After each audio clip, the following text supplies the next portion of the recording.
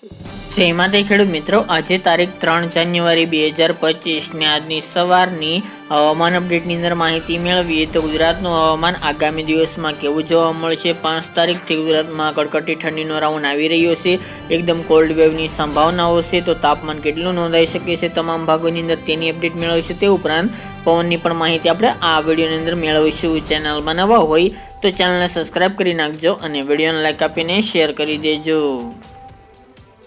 ખેડૂત મિત્રો, ખાસ કરીને ગુજરાતમાં અત્યારે ઠંડી નહિવત જોવા મળી રહી છે। સામાન્ય ઠંડી અમુક ભાગોની અંદર જોવા મળી રહી છે, તેમજ છેલ્લા 2-3 દિવસથી તાપમાનમાં 3 થી 3.5 ડિગ્રીનો વધારો જોવા મળી રહ્યો છે, જેના કારણે ઠંડીમાં હાલ તો રાહત જોવા મળી રહી છે। પરંતુ મિત્રો, આગામી 2 દિવસ સુધી આ ઠંડીમાં રાહત મળે તેવી શક્યતા રહેલ છે। ત્યારબાદ આપણે કાલે પણ જણાવ્યું કે 5 તારીખથી ફરીવાર ગુજરાતમાં ઠંડીનો એક રાઉન્ડ જોવા મળે તેવી શક્યતાઓ રહેલી છે, જે ડિસેમ્બર કરતાં એટલે કે આ વર્ષની સૌથી વધુ ઠંડી આ રાઉન્ડની અંદર જોવા મળશે, જેમાં ફરીવાર તાપમાન સિંગલ ડિજિટમાં જોવા મળે તેવી શક્યતા દેખાઈ રહી છે। ખાસ તો મિત્રો, આ ઠંડીના રાઉન્ડ આવવાનું કારણ ઉત્તર ભારતના જે પહાડી પ્રદેશ છે જેમાં હવે ભારે હિમવર્ષા થવા જઈ રહી છે, કારણ કે back to back western disturbance આવી રહ્યા છે, જેના કારણે ત્યાં ભારે હિમવર્ષા થશે, જેથી ત્યાંના ઠંડા પવન ગુજરાત સુધી પહોંચશે, એટલે ગુજરાતમાં તેની તીવ્રતા વધી શકે છે, એટલે કે ઠંડીનું જોર વધે તેવી સંભાવના રહેલી છે।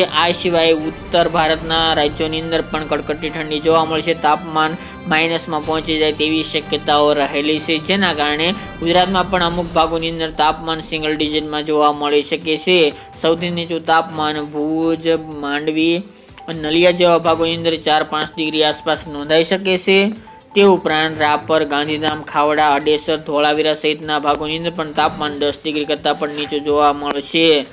ઉત્તર ગુજરાતની વાત કરીએ તો રાધનપુર, સતલાનપુર, સુઈગામ, થરાદ સહિતના ભાગોની અંદર પણ તાપમાન 7 ડિગ્રી કરતાં પણ નીચું તેમજ તે આસપાસ નોંધાય આજુબાજુના ગ્રામ્ય વિસ્તારની અંદર તેવી સંભાવના રહેલી છે। આબુમાં પણ તાપમાન સિંગલ ડિજિટમાં જોવા મળશે। મહેસાણા, અરવલ્લી, બનાસકાંઠા, વાવ, થરાદ, દિયોદર, ખેડબ્રહ્મા, ઈડર, વડાલી સહિતના ભાગોની અંદર પણ તાપમાન સિંગલ ડિજિટમાં જોવા મળે છે તેવી શક્યતા રહેલી છે। આ સિવાય સૌરાષ્ટ્રના ભાગોની વાત કરવામાં આવે તો સૌરાષ્ટ્રમાં એકંદરે તાપમાન 10 થી લઈને 12-13 ડિગ્રી આસપાસ તેની વચ્ચે જોવા મળી શકે છે, પરંતુ અમુક 1-2 વિસ્તાર જેમાં રાજકોટ છે, જુનાગઢ અને અમરેલી જેવા જિલ્લાઓની અંદર તાપમાન થોડું નીચું આવી શકે છે, એટલે કે 8 ડિગ્રી આસપાસ નોંધાય તેવી સંભાવના દેખાઈ રહી છે।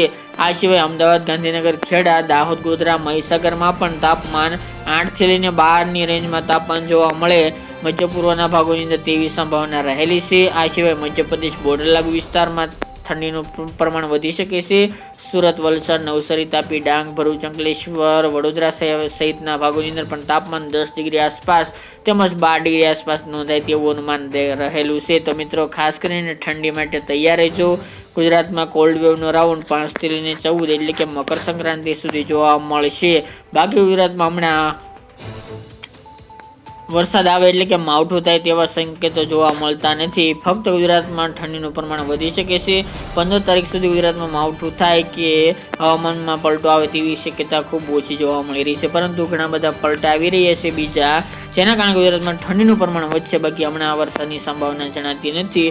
વધુ અપડેટ આગામી દિવસમાં જણાવીશું। આજની સવારની માહિતી માટે આટલું જ।